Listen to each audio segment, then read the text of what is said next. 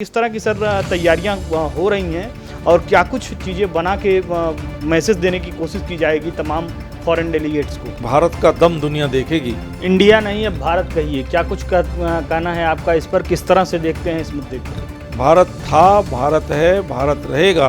भारत ही हमारे स्वाभिमान का प्रतीक है। विपक्षी दलों का ये कहना है कि इंडिया नाम से बौखलाहट है। इसको इंडिया नाम से बौखलाहट क्यों होनी है?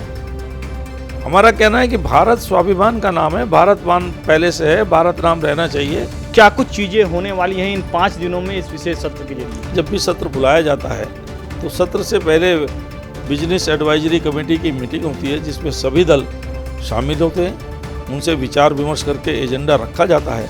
एक देश एक राष्ट्र जो है कहीं ना कहीं पूरी तरह से उनके हिसाब से वो चीज़ें नहीं होंगी जो समाज में होना चाहिए। कांग्रेस ने समय समय पर सर्वाधिक बार धारा 356 का दुरुपयोग किया है, उसका दुरुपयोग भी शुरू किया।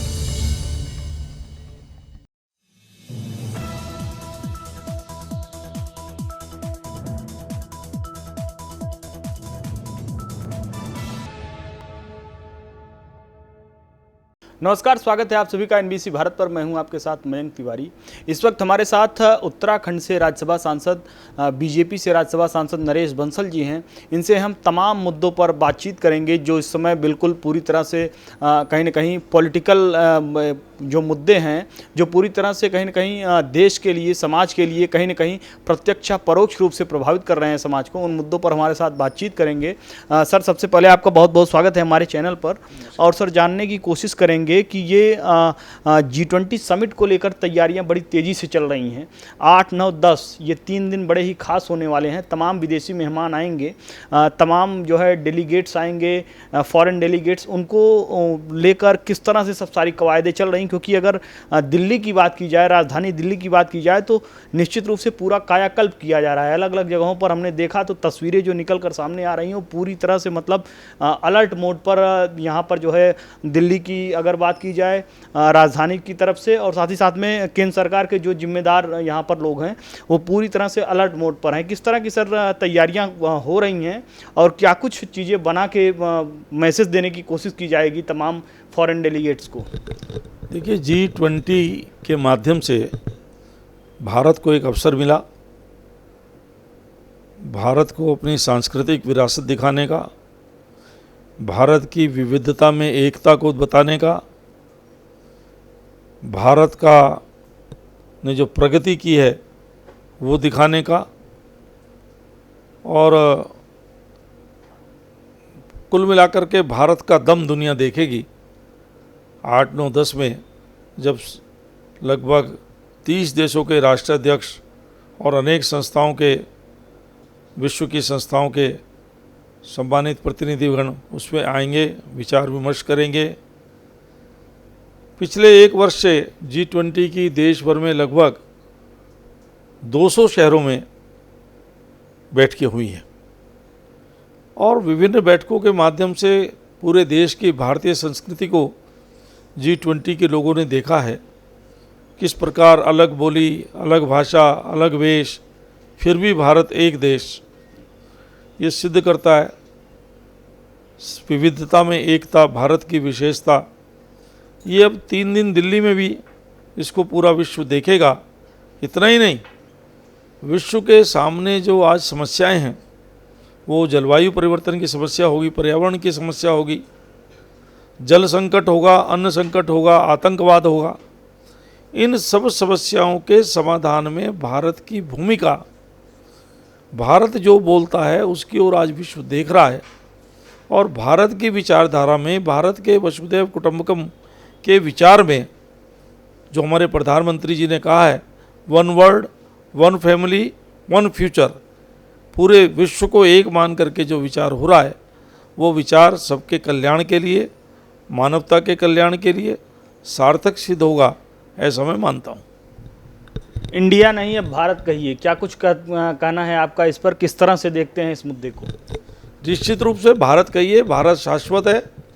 भारत हजारों साल से हमारे वेदों के अंदर है भारत, जिसमें कहा है उत्तरम यत् समुद्रस्य हिमाद्रेश्च दक्षिणम, ये हमारे ऋग्वेद का श्लोक है। और इस प्रकार से भारत था, भारत है, भारत रहेगा। जब हम विश्वगुरु थे तब ये भारत था, इंडिया नहीं था। आज हम 25 वर्षों में विकसित राष्ट्र बनते हुए फिर से विश्वगुरु की यात्रा प्रारंभ कर रहे हैं। तो विश्वगुरु बनेंगे तो भारत के नाम को लेकर ही बनेंगे। भारत ही हमारे स्वाभिमान का प्रतीक है। इंडिया नाम कहीं ना कहीं हमको 200-300 साल पहले अंग्रेज़ों ने दिया है, और वो हमको एक अपमानित करने के लिए दिया। उनके रेस्टोरेंटों में भी लिखा रहता था इंडियंस आर नॉट अलाउड। तो ये कहीं ना कहीं अपमानित करने का था। आज ये वक्त आ रहा है कि हम आज़ादी के अमृत काल में 25 वर्षों में जो हमको बेजोड़ मेहनत करनी है और देश को विकसित राष्ट्र बनाना है, उसके लिए हमको अपने गुलामी की मानसिकता से बाहर आकर के अपनी विशेषताओं पर गर्व करते हुए उनको साथ लेकर चलना पड़ेगा। विपक्ष का कहना है, विपक्षी दलों का ये कहना है कि इंडिया नाम से बौखलाहट है, इसलिए इंडिया नहीं, अब कुछ दूसरी कवायद चलने के लिए सब सारी चीज़ें मैनेज की जा रही हैं उस हिसाब से। इसे किस तरह से आप देख रहे हैं? नहीं, हमको इंडिया नाम से बौखलाहट क्यों होनी है? हमारा कहना है कि भारत स्वाभिमान का नाम है, भारत मान पहले से है, भारत नाम रहना चाहिए।